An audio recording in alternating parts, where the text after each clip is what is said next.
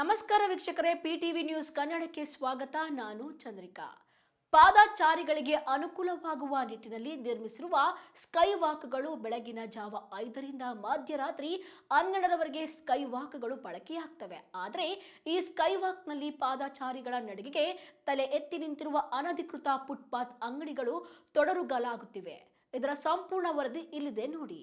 ಕೆಆರ್ಪುರಂ ಮಧ್ಯಭಾಗದಲ್ಲಿರುವ ಈ ಸ್ಕೈವಾಕ್ ಪ್ರತಿನಿತ್ಯ ಸಾವಿರಾರು ಜನ ಇದರ ಅನುಕೂಲ ಪಡೆಯುತ್ತಾರೆ. ಅಷ್ಟಕ್ಕೂ ಇಲ್ಲಿ ಸ್ಕೈವಾಕ್ ಇಲ್ಲದೆ ಹೋಗಿದ್ರೆ ಹೆಚ್ಚು ಸಂಚಾರ ದಟ್ಟಣೆಯಿಂದ ರಸ್ತೆ ದಾಟಲು ಸಾಧ್ಯವಾಗದ ಪರಿಸ್ಥಿತಿ ನಿರ್ಮಾಣವಾಗ್ತಾ ಇತ್ತು. ಸ್ಕೈವಾಕ್ ಮೇಲೆ ಬೊಂಬೆ, ಪರ್ಸ್, ಫ್ಯಾನ್ಸಿ ಐಟಂ ಮಾರುವ 15ಕ್ಕೂ ಹೆಚ್ಚು ಸಣ್ಣ ಅಂಗಡಿಗಳಿವೆ. ಇದರ ಜೊತೆ ರಾತ್ರಿ ವೇಳೆ ಭಿಕ್ಷುಕರು ಮಲಗುವ ವಾಸಸ್ಥಾನವಾಗಿ ಮಾರ್ಪಾಟಾಗಿರುವುದು ಪಾದಚಾರಿಗಳಿಗೆ ಮತ್ತಷ್ಟು ಕಿರಿಕಿರಿಯನ್ನ ಉಂಟು ಮಾಡ್ತಾ ಇದೆ. ಸ್ಕೈವಾಕ್ ಕೆಳಗೆ ಪೊಲೀಸ್ ಚೌಕಿ ಇದ್ದರೂ ಜಾಣಕುರುಡು ಪ್ರದರ್ಶಿಸುತ್ತಾ ಇದ್ದಾರೆ. ಹಳೆ ಮದ್ರಾಸ್ ರಸ್ತೆಯಲ್ಲಿ ಸ್ಕೈವಾಕ್ ನಿರ್ಮಾಣವಾದಾಗಿನಿಂದ ಇಂದಿನವರೆಗೂ ಮಧ್ಯರಾತ್ರಿಯವರೆಗೂ ಬಳಕೆಯಾಗುತ್ತಿರುವ ನಗರದ ಏಕೈಕ ಸ್ಕೈವಾಕ್ ಎಂಬ ಹೆಗ್ಗಳಿಕೆಗೆ ಪಾತ್ರವಾಗಿದೆ.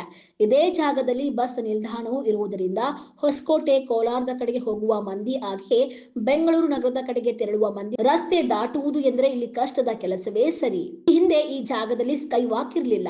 ಇದರಿಂದ ಪಾದಚಾರಿಗಳು ಪರದಾಡುವ ಸ್ಥಿತಿ ಎದುರಾಗಿತ್ತು. ಅನಿವಾರ್ಯವಾಗಿ ರಸ್ತೆ ದಾಟಲೇಬೇಕಾದ್ದರಿಂದ ವೇಗವಾಗಿ ಬರುವ ವಾಹನಗಳು ಡಿಕ್ಕಿ ಹೊಡೆದು ನೂರಾರು ಮಂದಿ ಸಾವನ್ನಪ್ಪಿದ್ದಾರೆ. ಇನ್ನು ಕೆಲವರು ಗಾಯಗೊಂಡಿರುವ ಘಟನೆಗಳು ಸಹ ಸಂಭವಿಸಿವೆ. ಇಲ್ಲಿ ರಸ್ತೆ ದಾಟುವುದು ಎಂದರೆ ಜೀವವನ್ನ ಕೈಯಲ್ಲಿ ಹಿಡಿದುಕೊಂಡು ಸಾಗಬೇಕಾಗಿತ್ತು.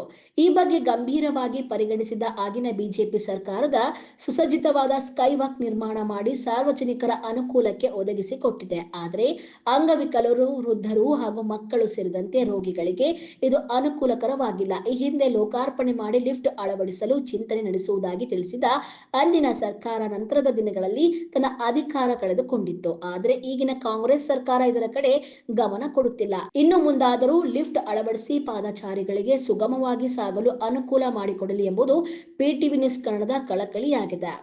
ಕ್ಯಾಮರಾ ಪರ್ಸನ್ ವಿಶ್ವನಾಥ್ ಜೊತೆ ರವಿಯನ್, ಪಿಟಿವಿ ನ್ಯೂಸ್ ಕನ್ನಡ, ಬೆಂಗಳೂರು.